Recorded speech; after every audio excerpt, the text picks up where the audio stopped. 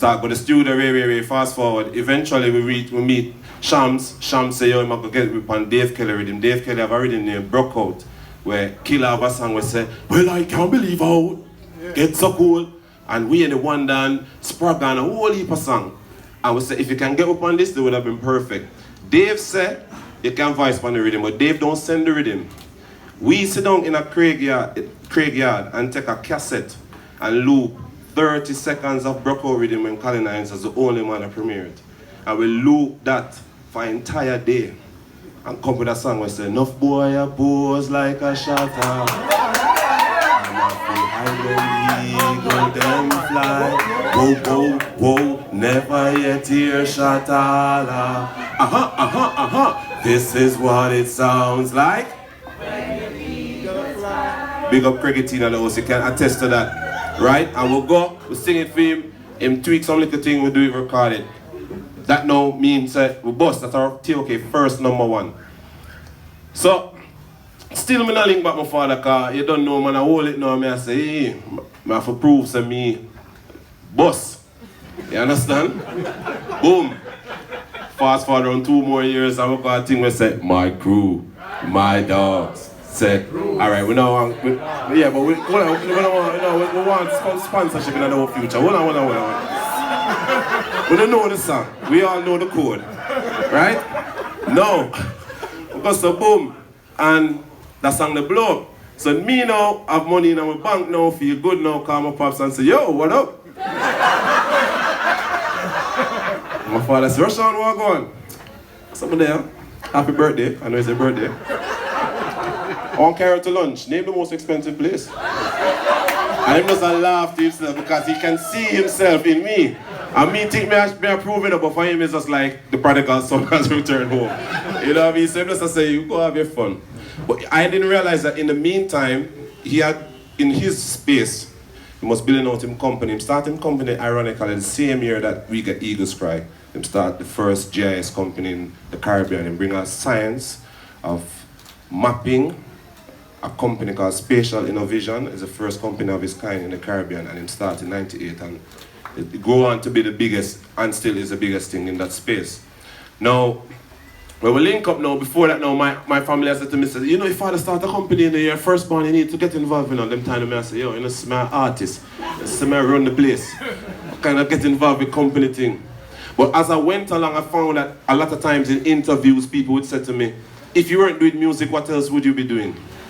And it was a question that annoyed me. Because to me, it kind of felt like you're saying, once I'm doing music, that's all I'm going to know you for, full stop. And I felt like, no, there's so much more to offer. So I started to get passionate about other things. But when I link back my father now, and I'll Footprints and them sang the Star Shot, the man turned the biggest TOK fan. When the song them are playing now, my son that, you know. You don't see the most handsome one in the group. You know? My son that, you know, hear the bass voice, and my voice that, you know. The man is the biggest support. I don't want to say fan, the biggest support. And I give thanks because the perspective, this is where I'm coming to now, the perspective has changed. Because his metric of success was more about academia at the time. But at this time now, when him said, I'll stay true to my passion, and I worked and we tried and we tried. He can look at me now, not as a failure who failed my subjects, but now as a successful person, as an artist that he's doing, traveling around the world and hearing. And I mean, TOK went on to do some amazing things. I mean, if you know, TOK is like New York Times call us the greatest world reggae band of all time. We sell platinum in Japan. You know, we carry the dancehall music and the culture to the world. You know what I mean? We're the first dancehall artist from 106 and Park. We hit Billboard, we do a bag of something. You understand? And then eventually what happened now, I'm going to wrap up real quick, but here how the perspective twists even more. Because so boom now, and so I try other things. My father started getting involved in creative industry, out of nowhere. Him link up with Kenya Mattis in the house, shout out to Kenya Mattis and the Listen with Caribbean people. And him say, Rushan, I'm doing with this creative thing, you know, storytelling, but I really think I wanted to look after my interest in there. So I get involved. At the same time I travel, we go to Europe, I come with the idea and say, yo, I know some lyrical, but if I tell somebody say me are the baddest thing or close to the baddest thing, they don't really know that because they're only looking at you in the context of a verse you're doing a song with a group. How can I show the world that I am talented lyrically? I'm gonna say if I come DJ about girl thing, them just say it's on the same. It's very comparable. It's like potatoes.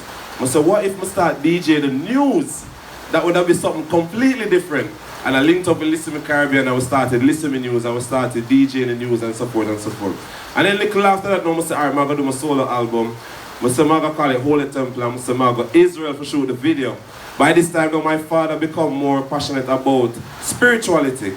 So, him say, I'm gonna come Israel with me, I'm gonna shoot the video. And all along leading up to the trip, he keep showing me this picture of an original Hebrew. And him saying they wore this chest plate, they wore this Hoshen. Anyway, we're supposed to shoot the video. Somebody's supposed to play the high priest don't turn up. The video man said, why don't make your father play the high priest in the video?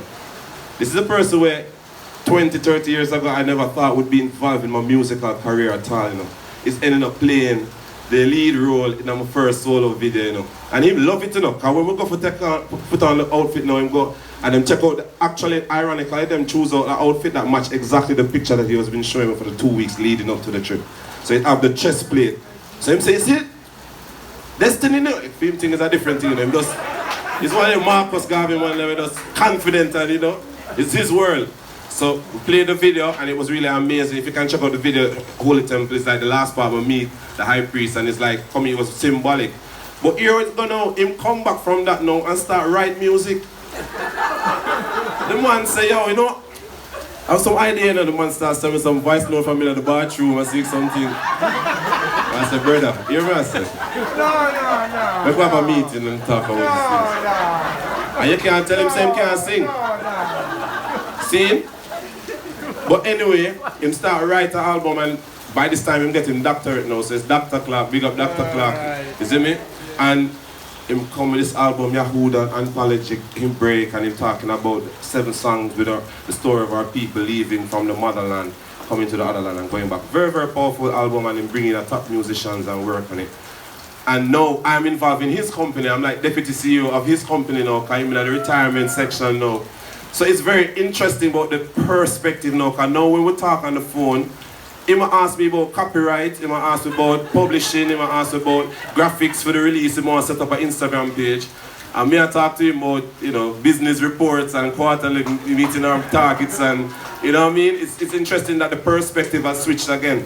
And I think, you know, in life, what I would like to end with is like, everyone out there, if you feel like you're in a place where you're going through just the motion, like you're not where your real passion is. And you see, the moment you find your passion, and I teach this to my children, you don't work a day in your life because you feel so passionate about this thing that you're going for this thing. And I give thanks for even creative people like us now who have the opportunity to be passionate, because 30 years ago, them going like, say, when I was coming out, if I tell my father, say, I'm going to go Edna Manley and turn graphic artist, it still look like a joke thing to him.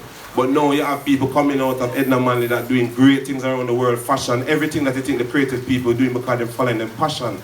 So passion will lead you to success. And the second thing I want to leave is perspective. Never underestimate the power of perspective, because perspective will make the rich man feel poor and the poor man feel rich. What I mean? The rich man have $1 million, the person beside him have 100,000, and the person over there have 100 billion. If him look on himself compared to that person, him feel poor. If him look, him feel rich. But it's not the money, it's your perspective. Similarly, the poor man can have enough to feed him family and him can live a good life and him feel better about him life than somebody who have $1 million, a whole heap of money, but them have a heap of stress.